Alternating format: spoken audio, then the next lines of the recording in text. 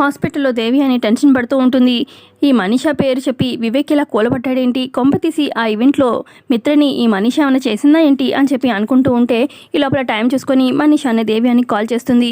ఏం జరిగింది ఆ ఈవెంట్లో, అక్కడ ఏమైంది అని చెప్పి దేవి అని అడుగుతూ ఉంటే మిత్ర నన్ను పెళ్లి చేసుకున్నాడంటీ అని చెప్పి మనీషా చెప్తూ ఉంటుంది.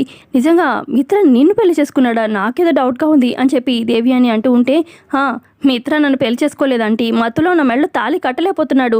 ఈలోపు జయదేవ్ అంకుల్ అక్కడికి వచ్చేస్తున్నారన్న కంగారులో కింద పడిపోయిన తాళిని నేనే తీసుకొని నా మెళ్ళలో నేనే కట్టేసుకున్నాను. అయితే జయదేవ్ అంకుల్ కరెక్ట్గా చూసే టైంకి మిత్ర తన చేతులు నా మెడ మీద ఉన్నట్టుగా, ఇక తను తాళి కడుతున్నట్టుగా, ఇటు సరే వీడియో తీస్తున్నట్టుగా జయదేవ్ అంకుల్ చూసేశారు. సో ఆయన కూడా ఇక మా పెళ్ళి అయిపోయినట్టు, మిత్రనే తాళి కట్టినట్టు ఆయన కూడా అనుకుంటున్నారు అని చెప్పి అనగానే, ఓ మొత్తానికి బాగానే ప్లాన్ చేశావు అని చెప్పి అనగానే, మిత్ర నన్ను పెళ్లి చేసుకోవడం కాదంటీ, నేనే మిత్రని పెళ్లి చేసుకున్నాను అని చెప్పి మనీషా అంటూ ఉంటుంది.